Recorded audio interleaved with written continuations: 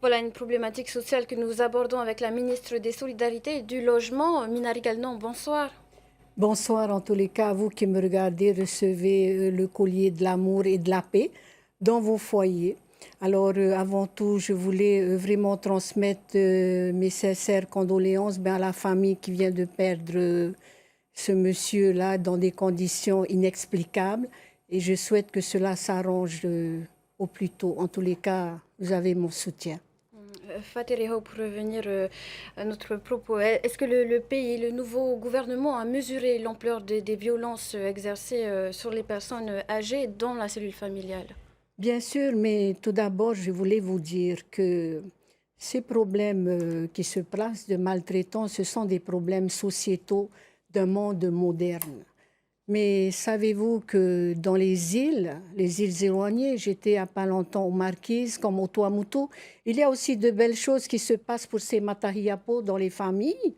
Nous avons aussi de belles choses dans notre pays parce que nous sommes un pays dans lequel nous sommes souriants et nous avons envie d'être heureux et de mieux vivre ensemble. Et je pense qu'aujourd'hui, il faut réellement construire une société qui nous ressemble et qui nous rassemble. D'où l'idée peut-être d'un ministère des Solidarités depuis longtemps. Alors sachez qu'il y a eu plusieurs dispositifs qui ont été mis en place pour ces familles en difficulté.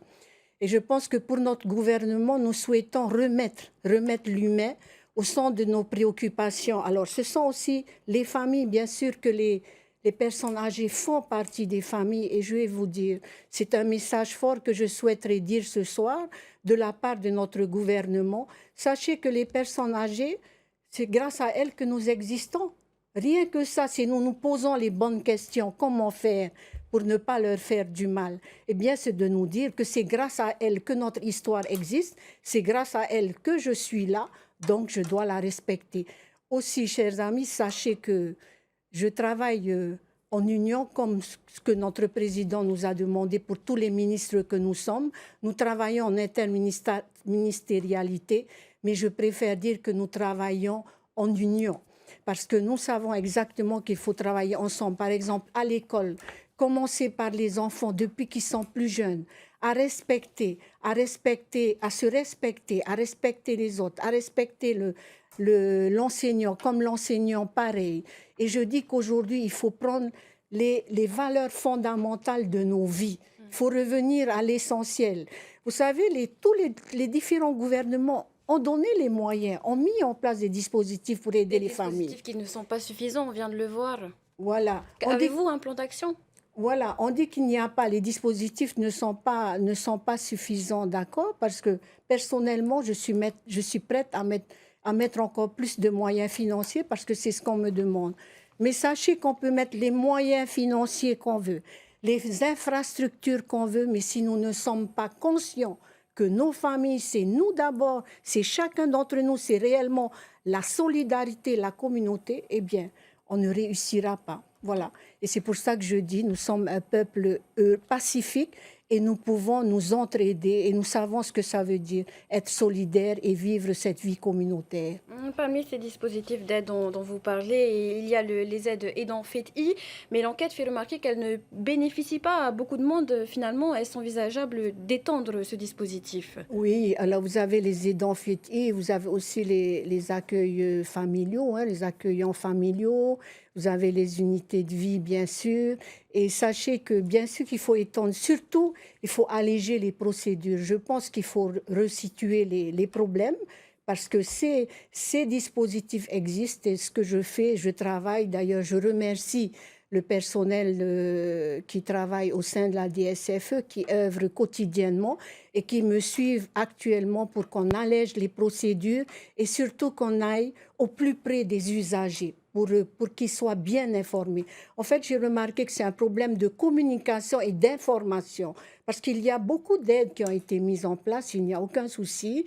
Il est vrai qu'il m'a été demandé, par exemple, les unités de vie, plus d'aide financière, il n'y a aucun souci, on peut aider, ce n'est pas là le problème.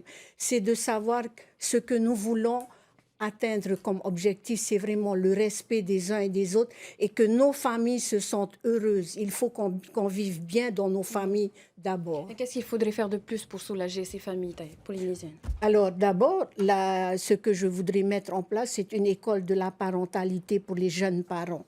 Savez-vous que de plus en plus nos parents sont très très jeunes et ne connaissent pas le rôle de parents, apprendre au centre des familles. Ensuite, bien sûr que les enfants, pour qu'on puisse les respecter, il faut que les parents se sentent bien à leur place. Donc nous devons les accompagner déjà et leur dire que leur place est très importante au sein d'un foyer. Bien sûr aussi que je pense à ces personnes âgées qui ont besoin d'être soutenues et bien se dire que grâce aux familles, grâce au rôle des parents, nous comprendrons aussi le rôle de ces personnes âgées dans nos familles. C'est vrai que nous sommes pris par notre travail, par les familles élargies, par les problèmes. J'entends qu'il y a des problèmes peut-être d'emploi, des problèmes de logement, mais je pense que nous sommes là pour aider ces familles-là. Nous sommes à leur écoute et je pense qu'aujourd'hui, on peut mieux vivre dans notre société polynésienne. Minari Galnan, les résultats de l'enquête seront restitués au public, c'est bien ça? Oui, ce sont des. D'ailleurs, je remercie Odiane pour ce travail qui a été effectué.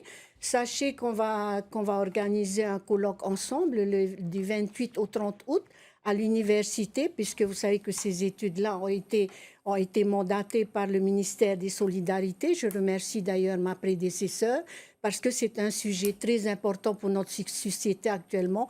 C'est pour cela, si ça vous intéresse, chers amis, vous qui me voyez, il n'y a aucun problème, vous pouvez participer au rendu de ce colloque et sachez que le gouvernement est prêt. Nous avons notre feuille de route pour aider ces familles en difficulté et surtout ces personnes âgées qui ont besoin d'être soutenues.